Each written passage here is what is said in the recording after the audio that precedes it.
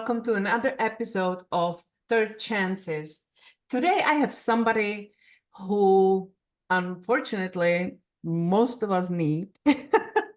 And I say unfortunately because it's something that many people that I met are coping with. Emma Murphy is a psychotherapist that's specializing in disordered eating and now trains qualified health professionals to specialize in the area of emotional eating and binge eating disorders. She's on a mission to ensure anyone, anywhere, regardless of means, can access specialist support to resolve emotional or binge eating, which is never about food, but about feelings, and it's very often linked to trauma. Emma is based in Ireland. She's living in Wicklow with her family and 3 rescued pets. And she is a CEO of Eating Freely. And I'm so excited to be able to welcome you, Emma, to my podcast today because we met about, I think, 2 years ago now. And we had a wonderful conversation. So I know it's going to be fun. Welcome to Third Chances. Thank you so much, Vera. I'm so glad to be here today. Yeah, it's a long way from Ireland. Sure. So have you been born there? Yeah, I was born and raised in Ireland. Yes, I started up very close to the border. So we have a border in Ireland. Part of Ireland actually still belongs to the UK.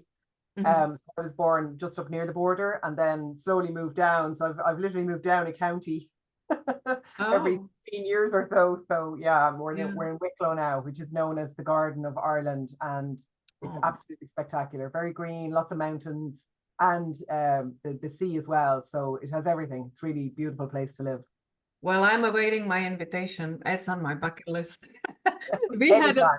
we had a little conversation before we started, and just the amount of history, the beauty of the Irish music. Of course, some single malt doesn't hurt as well. I mean, there's many things that I love about Ireland, even though I have never been. So it's definitely fun to to connect. And Yeah. I would love to ask you. This is I have had nutritionists on my podcast. We were talking about food from all kinds of different angles. This is unusual link or angle, but I'm afraid it's the most popular or most common. Uh, I have never had that issue with food. I love food for what it is. I love food for the fuel it provides me. I love healthy food because I know how important it is for my body. And so I never treated food as emotional support, but I know many, many, many people do. And we even joke about it, like, the girls crying into a gallon of ice cream. And it's a sad thing because you have seen the results of that if it's not addressed. And of course, once in a while, everybody does that. But if it becomes an issue, uh, you may need a professional support because it's so hard to overcome it on your own. And for me, when I was in a health space, most people, when you start talking about food, they are talking about losing weight. But of course, it's much deeper than that. It's much deeper overall. Why we eat, what we eat, what. So you are concentrating on the reason why we do that. Yeah. As other people are, okay, eat this, and you will lose weight. So that's a big difference. But I would like to ask, before we even go there, what made you think about this field of work? Did you suffer of any eating disorders when you were young, or how did you arrive there? What did you want to do when you were young? Well, what I wanted to do when I was young is I wanted to be a journalist in the European Union. Okay. Uh, yeah, so when I first went to college, I studied French, Spanish, and politics, and that was my whole goal was to go to Ooh. to go to Brussels and to work in the European Union. What happened? I actually didn't end up going to the European. In fact, I got offered a job in the European Union, and I decided not to take it. I got offered I got a better offer. Okay. I decided to go to the Middle East Mm-hmm. and work as a cabin crew on an airline out of Bahrain. this was back in 1990 when it was still, it was a pretty glamorous job back then. And going to the Middle East and working out there was very glamorous, from Ireland. So I chose to go and travel and see the world instead, which was, I suppose, far more of an education, in some ways. So you But were there for vacation, not for work? no, I was in the Middle East for 4 years. Okay. But working for an airline as cabin crew, I got to travel all over the world. Fascinating, yeah. Gulf Air went everywhere. So, I got to go to countries that I probably still would never get to, in my lifetime. Mm-hmm. And I loved it. I love to travel. I still love to travel. I love to meet people. I love to understand different cultures, so I really, really enjoyed that experience. And so it was only when I was 30 that I actually went back to college to study psychology. So I had come back to Ireland. I had done a few different things. I'd worked in various different business, areas of business. Mm-hmm. But I knew I wanted to commit to something permanent and decide, really make a decision. And, coming up to my 30th birthday, I was like, oh, what am I going to do? And, I need to grow up and settle down. You didn't want to be the airline attendant anymore? No, I only did that for four. In fact, I only did that for 2.5 years, but I stayed in the Middle East for 4 years and then I came back to Ireland. Okay. I worked in the wine trade then for a while. I really enjoyed that. I worked with wine for about 3 years, but unfortunately it doesn't pay very well. I didn't know that we have that in common. I Yeah, used to sell wine for 10 years. I think we did talk about that, Vera. I I think we did. forgot, see, yeah. Yeah. Mhm. So yeah, I worked in the wine trade for 3 years, and it just doesn't pay very well here in Ireland to work in the wine trade. So I wanted to buy an apartment, and I needed to get a mortgage, so I needed to get a proper job. Mhm. So I went into small business development. And that was really where I was at 29 years of age and thinking, next year I'm going to be 30. What am I going to do? What am I doing with my life? And I volunteered with the Rape Crisis Centre here in Ireland. And that's a 2-year volunteering commitment. And out of that really came my interest in going back to school and studying psychology. Oh, wow. So the day after my 30th birthday, which is in April, I enrolled for a 4-year full-time degree starting that September. And I had no idea how I was going to do it, how I was going to fund it, how I was going to do it while I was still working. But look, all the pieces fell into place. I had to make a few sacrifices, including having to move back in with my parents for a year and renting out my apartment. But, I did what I had to do. Yeah. And from the first day that I walked into my psychology degree course, I was interested in eating disorders. I was reading about them. I was writing essays on them. I was trying to learn more about it. And I didn't really know why, because I have never, like you, Vera, I love food. I love wine. I love, I just love the good things in life. Mm-hmm. Whether you believe in astrology or not, I'm a Taurus. So, I love all the good things, You are, as my best friend. Yep.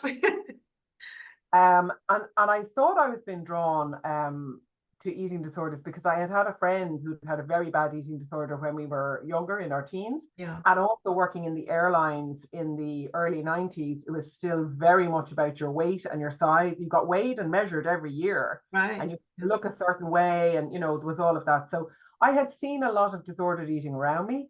But it wasn't something that I had been, personally impacted by, or, I didn't have it myself. But I learned much later on, after I'd done all of my studies. So I did my undergrad, did my postgrad, went into counseling, with a psychotherapist, working with eating disorders, did specialist training in eating disorders. Mm-hmm. That was a few years into my private practice. I was in supervision one day and talking to my supervisor and actually saying to them, why do I work in this area? Like, why am I, this feels like a vocation, and that, like, it's really like I feel I didn't have a choice. I mean, this is the area that I came into. I was drawn to it. And my supervisor said, Emma, you get the clients you need. And I was like, what do you mean by that? And she said, you are your client. You have exactly the same personality type. You've got a lot of their traits. You also have a very similar backstory. And as soon as she said that, it was like Jenga, like everything fell into place. And I was kind of going, oh my God, yeah, that's true. That's me. Yeah. So there is a personality type that goes with most disordered eating clients have a very similar personality type. they've had a particular type of experience in their life. So there's been some kind of trauma. They're usually the eldest child, or not always, but it's very common that they're the eldest child or the eldest daughter. They are perfectionistic, high achieving, all or nothing, black or white thinkers. They're either doing it all right or all wrong. They tend to do quite well and be quite ambitious, and yet be quite unassertive in other ways. They are people pleasers. They tend to keep everybody else happy ahead of themselves. Very poor at self-care. And there's a few other very common traits that we see across the clients.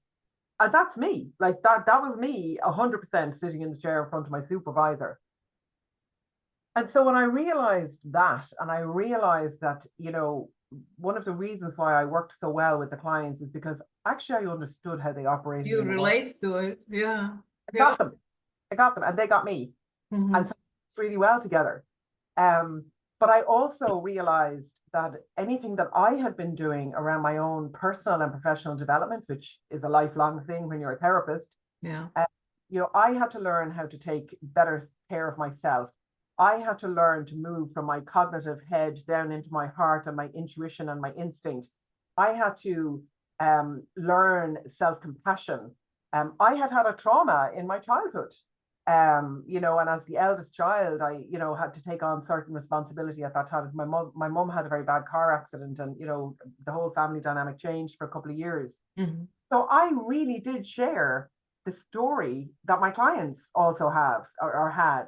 And so any work that I was doing on myself, I found I was bringing it into the work with the clients. And if it worked for enough clients, I would incorporate it into what I was doing. Mm-hmm. And that's actually how the Eating Freely program was built over, quite a few years. It was a combination of me trying out what I had learned and studied and was learning and studying as a psychotherapist, but also my own personal, ongoing professional and personal development. If something worked for me, I'd bring it in and I'd offer it to the clients. And if it worked for enough clients, it went into the program. And that's actually how the Eating Freely program was built, very organically over a period of years, collaboratively between myself and my clients.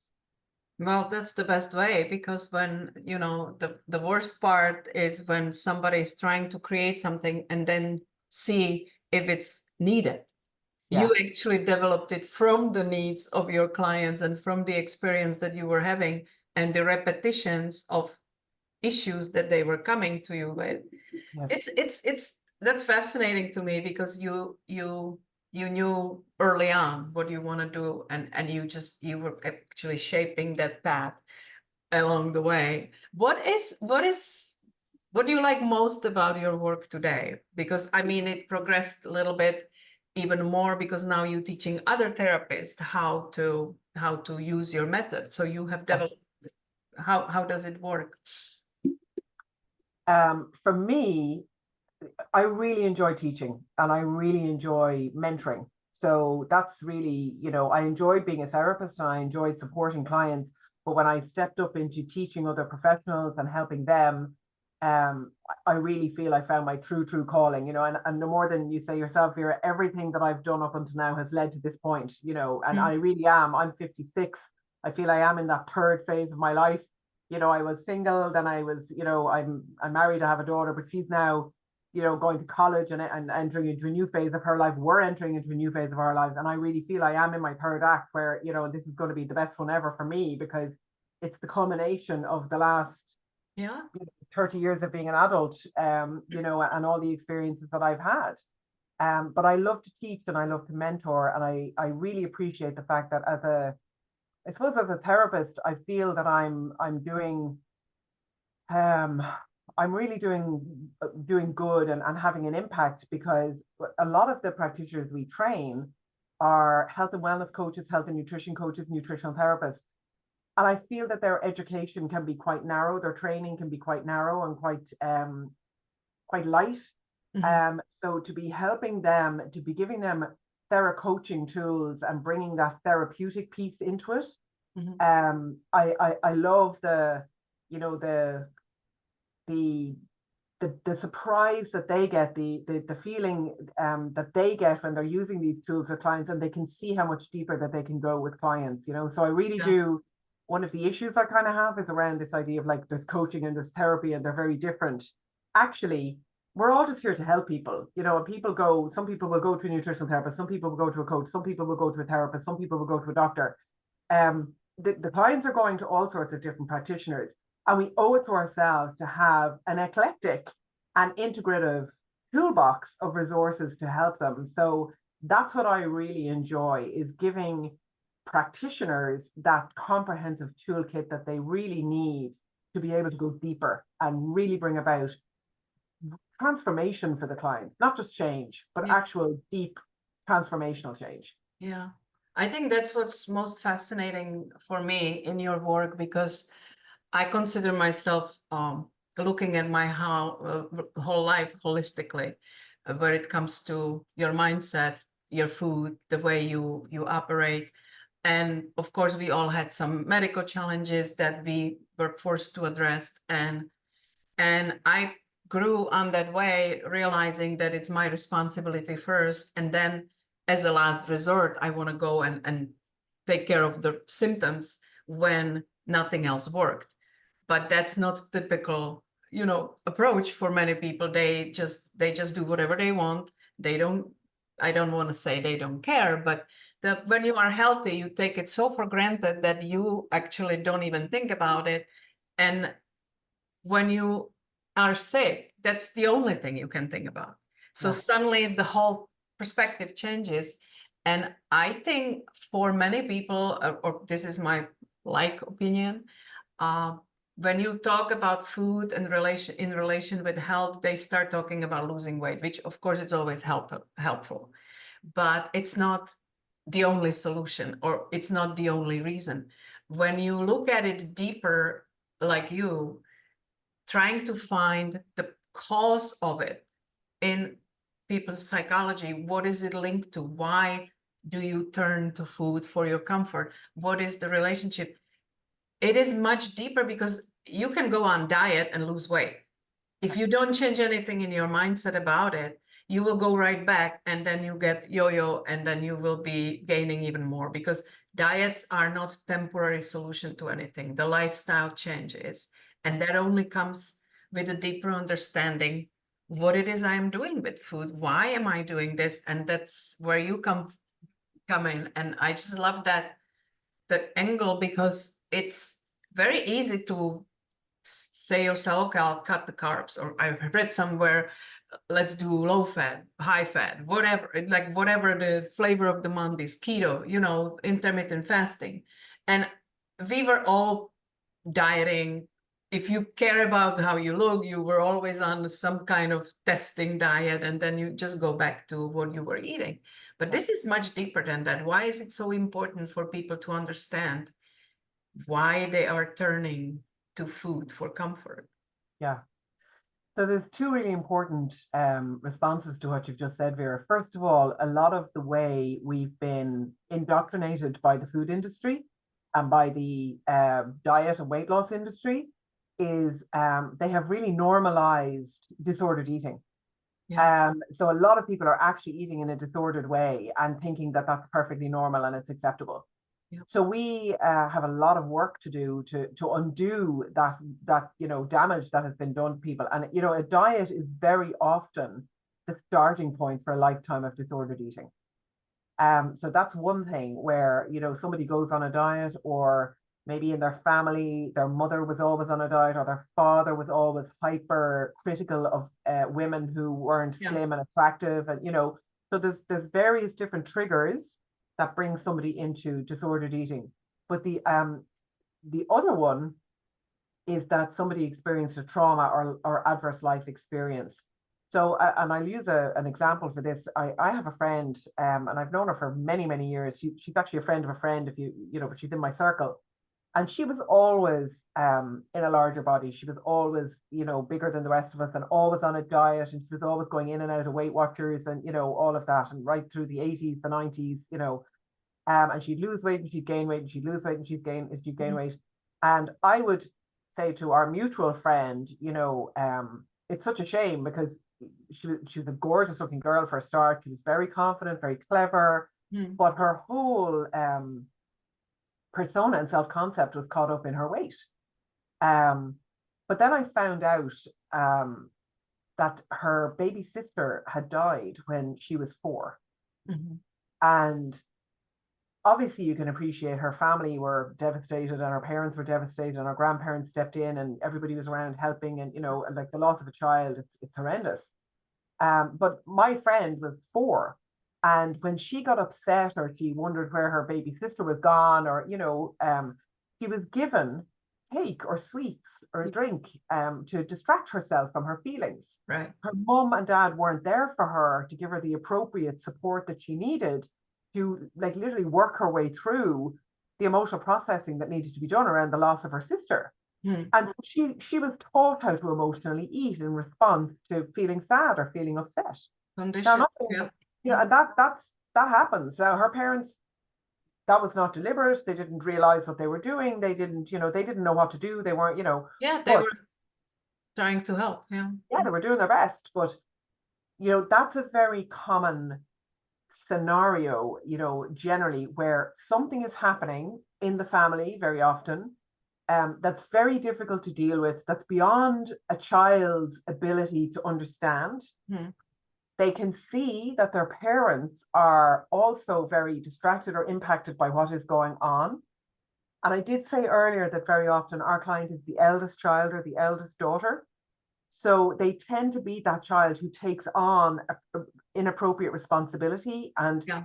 so they, in their mind, they're like, I can't burden mum and dad with my problems and, my upset. And if I get upset, mum gets upset. If I get upset, dad gets angry, or, and so they learn to self-soothe and self-regulate with food.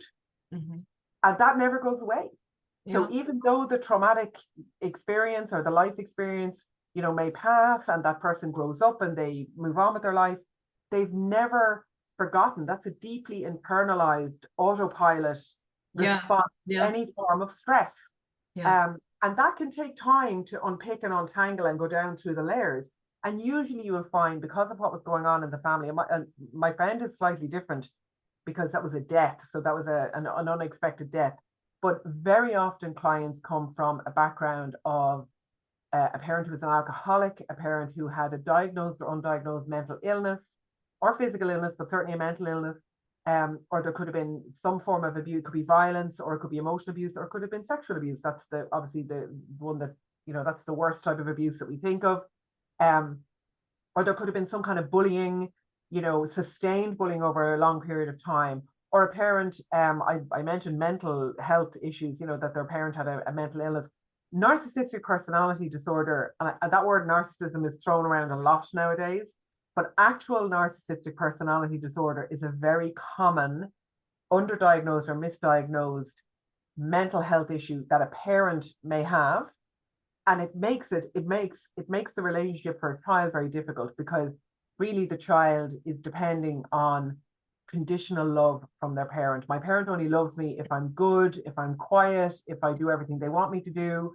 Because narcissistic personality disorder, by its nature, the person is very wrapped up in themselves and it's all about them.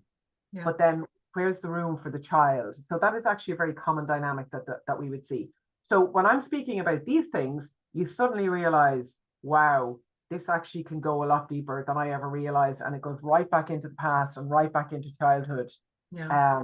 So yeah, there's layers and layers and layers. So it could be as simple as a diet, and it could be as complex as a child growing up in a very difficult environment for a sustained period of time. Every client is different, but the way we work with them and the model that we use works for the majority of clients, regardless of where they're actually coming from. Yeah. Yeah, it is a very complicated issue, and many of us are quickly to judge, and we don't see underneath what's going on, and combine it with today's, like you touched on, the deceive of the food industry and the lies we are being fed, and the interests that are being played behind the scenes that are telling you this is heart healthy, or this is, it's just mind-boggling. I think especially today with the effect of social media, the quick justification of everything, like we are constantly liking, unliking, disliking, judging people based on how they look, what they do, what they eat. And it's so, I'm kind of happy that I grew up without all this, because bad enough of what we had in family and what you have to grow up with and listen to. But this is a noise that we could never have imagined. And unfortunately, that must be huge impact on today's young, especially girls, but Yeah, boys are not excluded, unfortunately. absolutely not. Yeah, and it's that's like epidemic of the social media, snap judgment, suicides. People are obsessed with the way they look, what you are supposed to look like in a magazine. We went from extreme to extreme. I would like to know your actually opinion on one thing that I'm still kind of wrap my mind about. We went from twiggy years when the extreme thinness was the ideal of the beauty. Yeah. And then people realized in the fashion industry that this is really unhealthy, and there was a lot of girls starving themselves to look somewhere near like that. Yeah. So now we have another extreme, which is really obese girls being presented as a new beauty. And it's not body shaming and all these new terms that came around it. I don't believe this is healthy either, because there is no healthy in that shape of body. That's not normal either. It cannot be healthy. And we are presenting it now like, well, I'm curvy and you don't get to judge me. Nobody's judging you. I'm worried about the health that goes underneath, because that's something that there should be the middle ground, the average. There is not crazy skinny, but it's also not crazy overweight. What is your professional opinion on that? You know, there is a movement called the Health at Every Size movement. And I've always had a slight issue with it, because I do think there's a weight beyond which it's just not really good for you. It's not healthy. However, we do not put any focus on weight loss. That's never what we're working on. Weight loss is not a goal in our program. We actually remove weight loss completely from the equation, because we actually have to break all of the clients out of the diet culture and all of those false beliefs The and expectations, yeah. all of that. Mhm. And we have to help them unlearn a lot as well, and then help them relearn, a new way of relating to food. We have to help, get rid of all the food rules. I can't have this and I can't have that. And you mentioned, like the keto, the low GI, the paleo, the intermittent fasting, blah, blah, blah, blah, blah, blah, you name it, our clients have done it. And we just have to clear all of that out, and really, it's like a factory reset. It's like you're doing a defrag of their brain, and kind of doing the factory reset on the computer, which is the brain, and kind of saying, look, we need to just start again from scratch and completely rebuild your relationship with food and also your body and yourself. So much of a person's concern about how their body looks or how other people perceive them is out of an insecurity or a lack of self-belief or self-worth in themselves. That's where we focus. Mm-hmm. When you can like yourself enough and love yourself enough to choose to nourish instead of punish your body with food, that's when things change. Mm-hmm. But we never actually look at the weight of the person or weight loss or anything like that. What we're doing is completely turning it around on its head and saying, this is not about numbers, this is not about scales, it's not about labels. It is literally about helping you to learn how to like and then love yourself enough. Mm-hmm. Choose to nourish instead of punish yourself with food. Because when you treat yourself better in your mind, when you speak to yourself more kindly, when you have a higher regard for yourself, you will naturally choose to eat better and treat your body with respect and compassion. Yeah. And that's how we come at it. So it's never about the person's size. It's about how they feel about themselves, how they treat themselves, how they speak to themselves. And that's where all of our change comes from. There is a ripple effect from doing that work.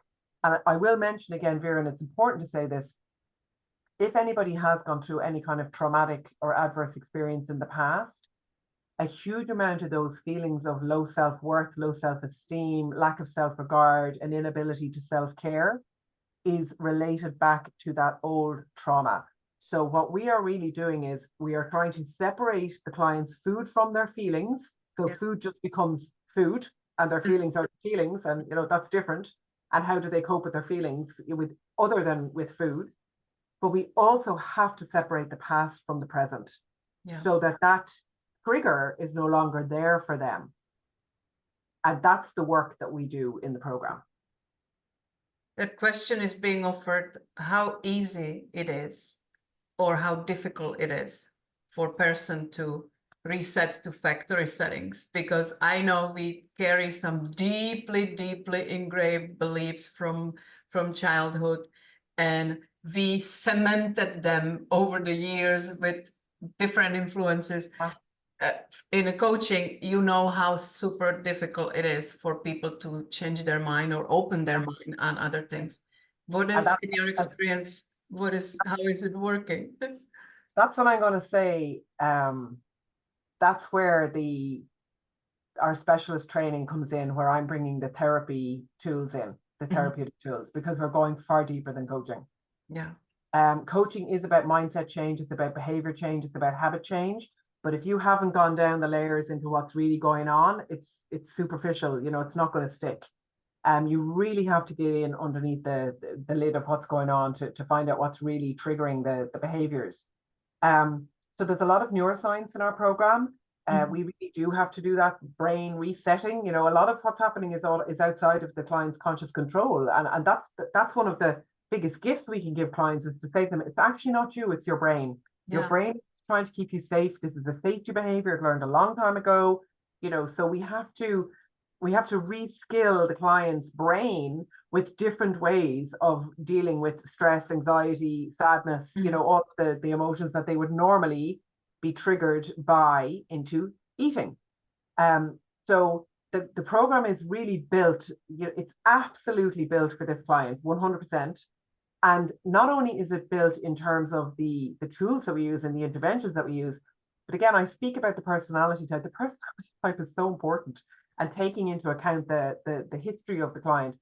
A lot of our clients are very cognitive and heady. They think, they want to think and rationalize their way out of everything. Yeah. And one of the things that I learned, and again, I speak about, the correlation between myself and the clients, and the road that I've been on, that I've then been able to bring over to my clients.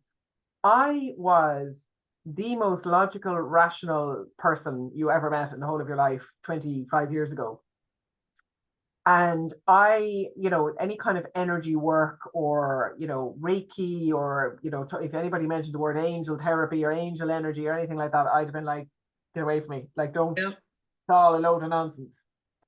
And in 2016, so again, as part of my ongoing, development, my own development, I had one of those bizarre kind of moments where I saw something online, and it was really weird. It was something that I would never have normally been drawn to or attracted to. It was an event in the UK over a weekend, and I had booked myself to go over, before I even knew what I was doing. I had no idea what I was actually going to, or I could hardly even explain it to my husband or, my friends, like, where are you going? What are you doing? I said, I'm not sure. It just looks like a really interesting weekend, or, Okay. Off I went to this weekend. And that was the catalyst for me really going into the energetic, and I use the word spiritual, but it's not religious. It's tapping into that inner knowledge and that inner knowing that we all have. And I realized that was the missing piece for a lot of clients. When you're growing up in a traumatic house, nobody has time to sit around and gaze into their navel and consider the esoteric or the existential meaning of life. So that's not a skill that a lot of us are equipped with, in terms of family life. You really have to go looking for it and make a choice that it's something that you want to do. And that's what I did. And now the way we work is, you know, it's got that additional secret sauce in it, which is really, you know, teaching the clients to tap into their own authentic, true voice. And as I said, come down from the head into the heart, the gut, into the intuition. And again, when you're operating from that place, that is a game changer. Yeah. And no coaching program teaches you how to do that. You would be surprised maybe because I'm very much like you. I was like, go get live, you know, you finding yourself, all that. I was rolling my eyes. And when I started doing my coaching, you know, first I was doing it for myself, for my own personal growth. But that was one of the first things that I learned. And I realized very early on that we don't have lack of information. There is too much information. If we are trying to intellectually work it out, we're gonna drive ourselves to depression or anxiety, because it's just, we do this all our lives. And you go from intellectually trying to resolve it to beating yourself up and guilt and go back, and you are in this vicious circle. So actually, you know, one of the trainings that I had was very, very strongly on this, interrupting this pattern. That doesn't go from here, that comes from your heart.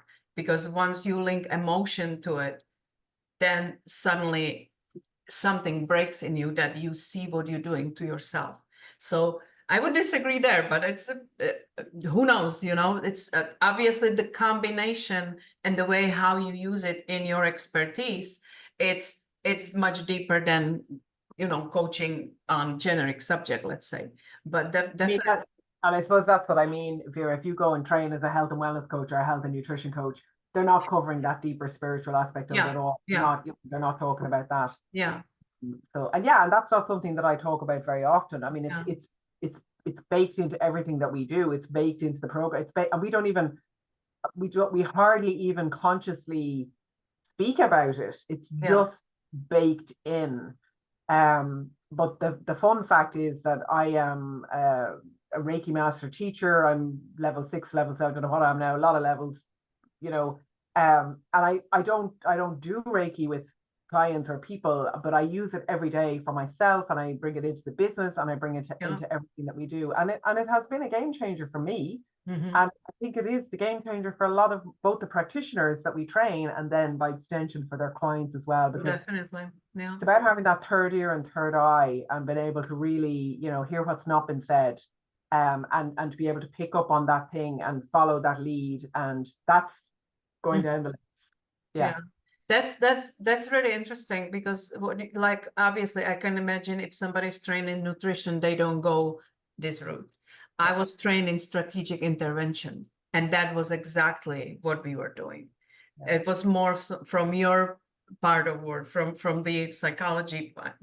You have to snap that person out of that circle, and that only comes through emotions, not through brain. And so I actually grew up to be more in this wellness industry because of the technology that I started to work with, and I was fascinated by the result.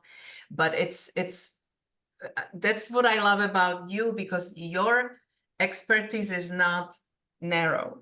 This is very complex issue, and it's obviously everybody who may suffer with some kind of eating disorder comes from it from different angle, and have different combination of issues that they may need to address to be able to overcome it. And that's why your work is so fascinating. Are you finding easy to learn new practitioners being certified in your method? That's a really interesting question, Vera. There are a lot of practitioners who I feel want to be able to do this training. I really have a lot of concern about the messages that, you know, a lot of practitioners are given around scope of practice. You know, if you're a trained professional helper, and you can add to your toolkit, which is what we're doing, we're adding to your toolkit. We first of all, we only train already fully qualified health professionals, so you must have a qualification in health, in some form of healthcare. and be a member of a, you know, an organization or a body. And the most common, as I say, the health and wellness coaches and health and nutrition coaches in the NBHWC would be our most common, particularly in the US where you are. Registered dietitians, diabetes educators.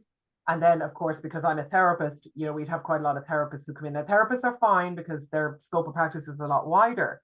But I think a lot of nutritional therapists, dietitians, even diabetes educators, and then health and wellness and health and nutrition coaches worry or believe that eating disorders are outside of their scope of practice and they shouldn't be working with those issues. And that's just a lot of people from maybe looking for training or applying to do our training, where actually we are fully approved by the NBHWC as continuing education providers. And once you undertake our training and receive the, you know, the continuing education certification, you can actually work with these clients within your scope of practice. Yeah. But it's just that mixed message of, you know, eating disorders are outside of your scope of practice. And that quite often weirdly puts people off even looking for training in that area because there's a belief that it will still be outside of their scope of practice. And that's not actually true. So that's one myth that I would love to burst and let people know that, of course, if you train with us and you're trained correctly, and we have very high, not for nothing, the perfectionistic all or nothing thinker here, we have very high standards for our training. And we really do, you know, our trainees come out. Honestly, there's as much a professional development, a personal development element to it as a professional development element to it. You know, we really do try and make sure that our practitioners really feel it and understand it and integrate it at a deep level. So our training is very hands-on, it's very practical. You work with 1 or 2 case study clients during the training while you're still under our supervision. I would never send somebody out into the world to work with a client if I wasn't confident that they were fully competent to do that. Yeah. As a therapist, I've got very high ethical standards that I have to uphold and adhere to. And I hope that translates into our training. So we need more practitioners. There are so many people out there who need this help and support, and it needs to be far more integrated into the current healthcare pathways. That's another thing, and I'm sure you know this, Vera, from your own experience. It's really strange the way physical health is almost completely separated from mental health. And when you're talking about somebody with type 2 diabetes, somebody who is waiting for bariatric surgery, somebody who is in cardiac rehabilitation, or even orthopedics, any health event that they have had that is related to overweight or, you know, in it being a larger body, the specialist psychological support needs to be integrated into that healthcare pathway, so the person is getting both the psychological and the physical support that they need. Yeah, I'm afraid that's very much the drug mentality of today, that many people don't see the reason to do anything with the reason why they are this way, but they are reaching for pill to calm the symptom. And they don't even realize that they may not need as many pharmaceutics that are toxic to them and creating new problems in the health, if they started from the other end and started really looking at what's causing it. Like you said, like eventually we get it into our brain that something needs to change, and it may not be just like the taking out the fires, but actually looking deeper. What is the burning starter? What is where it starts? That's why I love your work. It's really more complex, and nothing is black and white. Nothing is simple. People are dealing with completely different scopes of issues, and it needs to be individual approach. And with the tools that you are offering, it's one excellent tool again to understand the client and being able to, and for coaches sometimes it comes as an underlying issue. They may not even come to you for this particular issue that they have issue with food, but eventually through the coaching you will find out that there is a big problem. And being able to help and address that professionally, it's a big deal. It brings much better results for your clients, even though it may not have been the problem that they came to you with, right? Well, clients very rarely will tell you about it voluntarily, and especially at the beginning, because it is such a shameful secret for so many clients. Emotional binge eating is not something that they're proud of, or that they're doing in front of other people. Yeah. There's a huge source of shame and guilt associated with behaviors. And that's something that I teach, from the free masterclass on our website right through to the 3-hour masterclass that people pay to attend, and then our training. I'd say to practitioners, and any practitioner who's listening today, please ask about every client or patient's relationship with food as part of your intake. You ask about their alcohol, you ask about their medication, you ask about their healthcare issues, you probably ask about, they're going to the bathroom, like what's going on there, but you won't ask them about their relationship with food. And if you don't ask them, they won't tell you. So I would always ask the question, do you ever eat for emotional reasons? And if the client or patient says yes, you then ask, would you ever call it binge eating? And if they say yes, you then, ask to just learn a little bit more. They're never asked that question. Even just asking those 2 questions can open up a whole area that may have remained hidden, and you may have been going down a certain path to help the client with their anxiety or their depression or their gut issues or their type 2 diabetes or the fact that they're pre-diabetic or whatever it is. But if you haven't asked about their relationship with food and you don't know that that's going on in the background, nothing you're doing on this path is going to stick. So even just ask those 2 questions, even if that means that you have to refer them on to somebody else, that's you doing your job, because that is our job. First, do no harm, and refer the person to somebody else who can actually help them if that's what needs to happen. Yeah. What is your opinion on hypnotherapy? Because I know it's been used for people, and it seems to me, from looking at it from outside, that it's like the easy way out. Because I think people need to work out their issues instead of just having it removed, if it works. Yeah, I would say if you are struggling with something like long-standing emotional eating or binge eating disorder and you have experienced trauma, then going for 6 weeks of hypnosis is not going, it's not going to stick. It's going to mask what's going on. It might help you, it might alleviate some of your symptoms, might help you feel a bit better, but you're not getting to the root of what's really going on. We've trained several practitioners who are hypnotherapists or hypnotherapy trained. And in fact, part of our program incorporates 5 meditations that have been created by one of those hypnotherapists who has trained with us and then developed the meditation specifically for our clients. So we're using it in our program, and but it's part of a much bigger integrated program that also includes CBT, neuroscience, nutrition, mindfulness, self-compassion, etc., etc. So as a standalone tool, I just would say it has its limits in terms of what it can and can't do. Yeah. But I wouldn't discount it entirely, no more than I wouldn't discount any methodology entirely. But I just think you have to make sure that you've got, other tools in your toolkit as well, especially when you are working with clients with trauma-related disordered eating. Yeah. I'm just thinking, if somebody listens to us right now, if let's say somebody is suffering with some kind of binge eating or, emotional eating, is there something that you can tell them to start with on their own if they are not in position to hire somebody like you right away? Sure. So I have, and actually this was not rehearsed and you didn't ask me about any products that I had, but I developed this card deck last year, and it's called the 4 Energies of Emotional Eating. It's pretty simple to use. It's obviously just a card deck. It's like an oracle card deck. You would pull a card, have a read of it, and reflect on what it tells you. And whenever you purchase the card deck, you then get a link to the ebook. We're working on getting this published now as an actual physical book. It's not actually, this is a test copy. You can see it says sample not for sale. Hold it in front of you because you have background and it's kind of blurry. Yeah. That's the 4 Energies of Emotional Eating card deck. The four energies of emotional eating. Correct.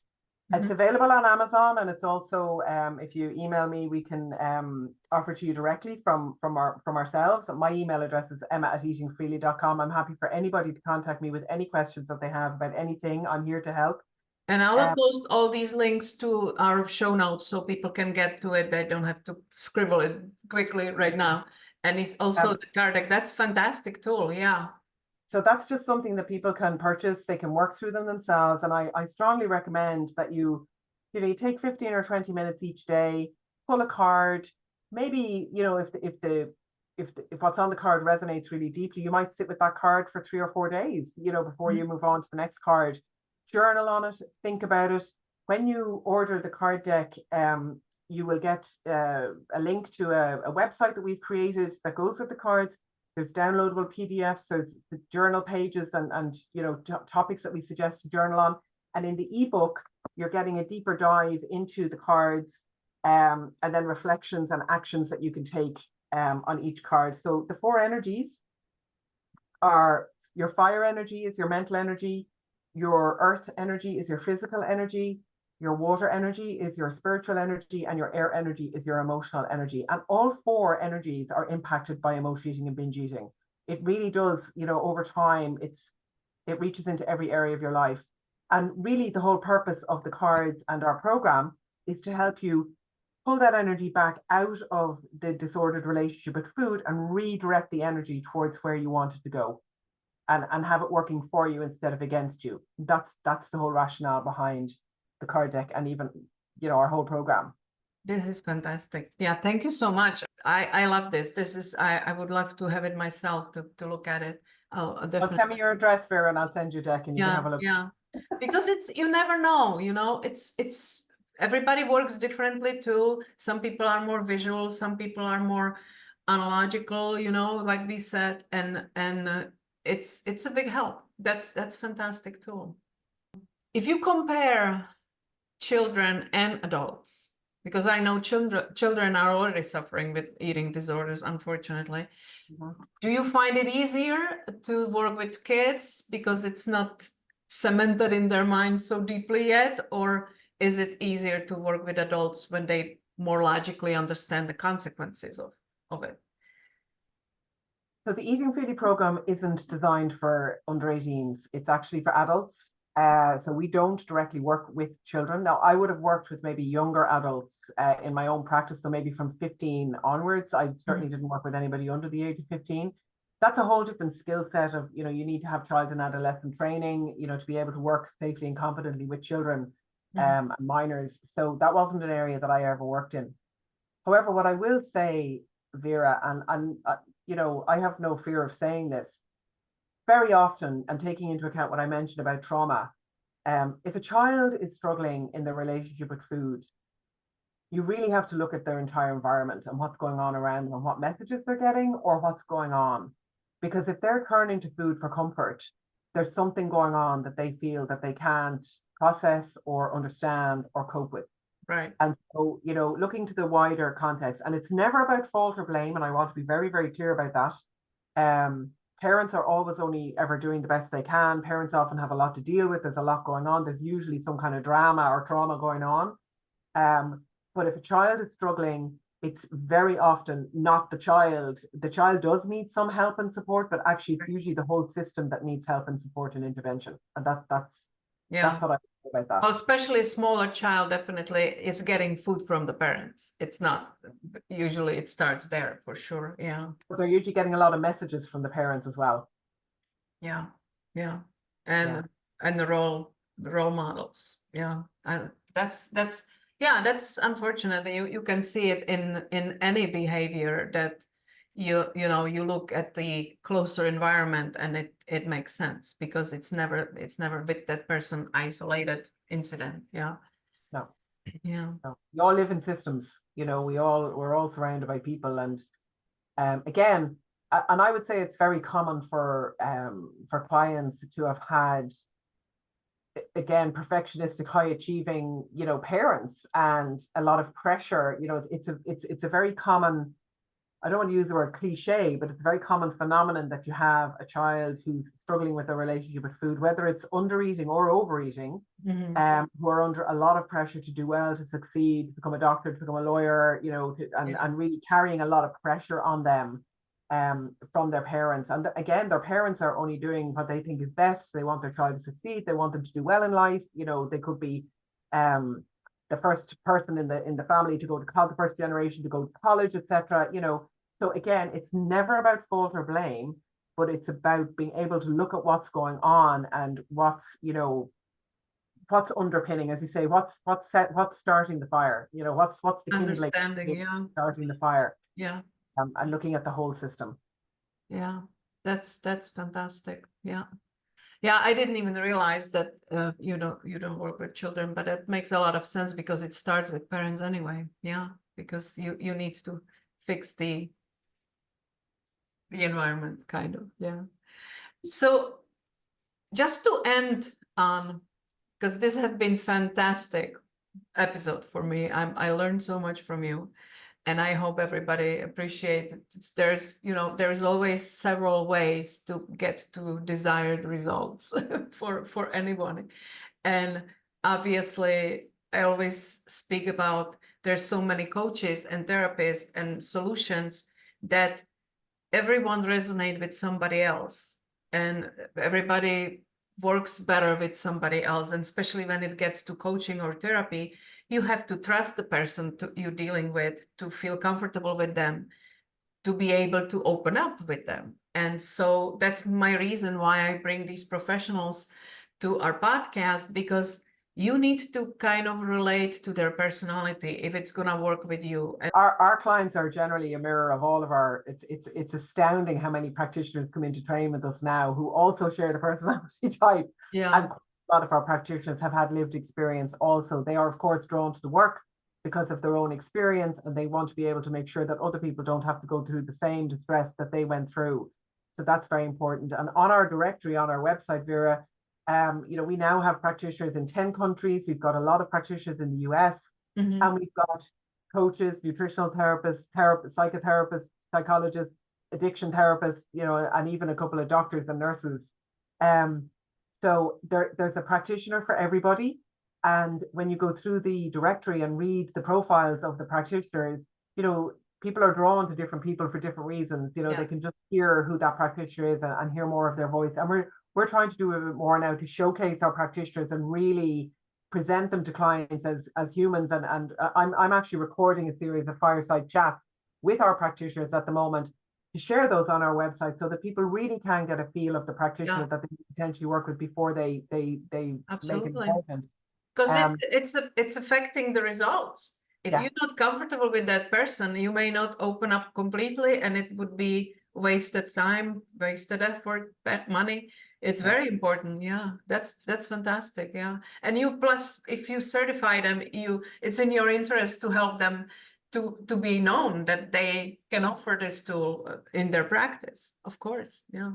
Fantastic service. Well, I would encourage anybody who this speaks to reach out to Emma. Like I said, we met, I think it's been 2 years now. We spoke once and just got introduced, and certain people click with you right away. And you are one of those people that I immediately felt comfortable with you. It's just like we understand each other in some different level, it's not you don't click with everyone that way, of course. So and I also know how in coaching, when you're looking for the right coach or a therapist, you may have to go through few to see what works for you, because we are not the same. That's the whole reason why we have choices. Absolutely. So if I want to end this on some beautiful note, if I were to ask somebody you care deeply about, who are you? What are you about? How they will describe you? What do you think they would say? That I have very high energy. I can be very annoying at times. Because of, I suppose, my energy and my, I'm always trying to do 20 million things at the same time. And, I can be a bit of an octopus. But underneath all of the drama that maybe surrounds me at times, there's a very strong beating heart and a commitment to help other people and make a difference. And I don't get it right all of the time. I am a human. We're all human.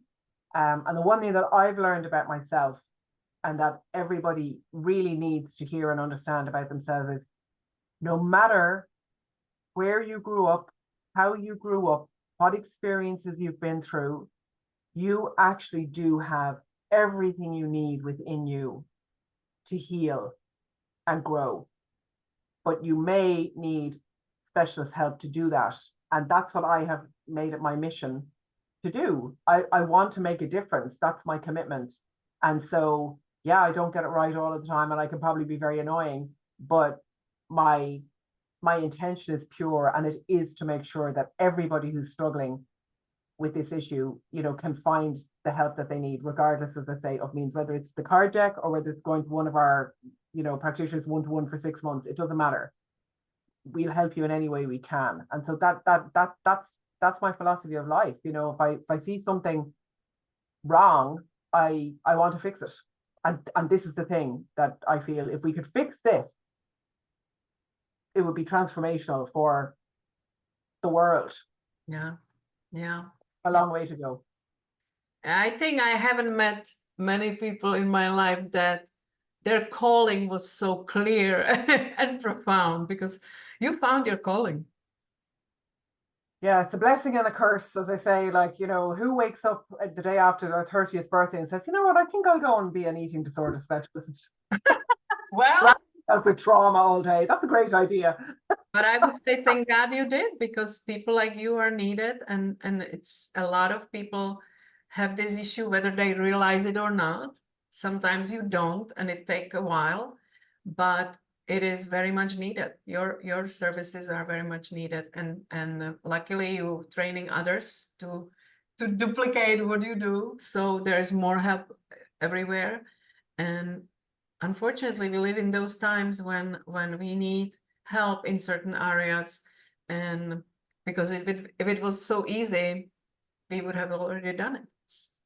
Yeah, and this is, it feels like it's really, I love the ethos and the message behind your podcast here at Third Chances, because, as I say, this really does feel like it's the third act, and it's going to be the most important act of my life. I'm at this point now where I really have got the freedom in my own life, to be able to really throw myself into this 110%. And we are in the middle of a health crisis, a global health crisis.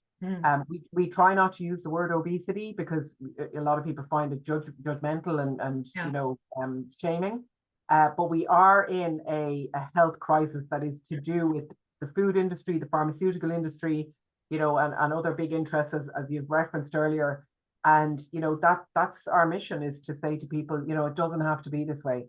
Yeah. And you can do it differently. And if you start within and move out, that's where the magic can happen. Absolutely. This was absolutely fantastic for me.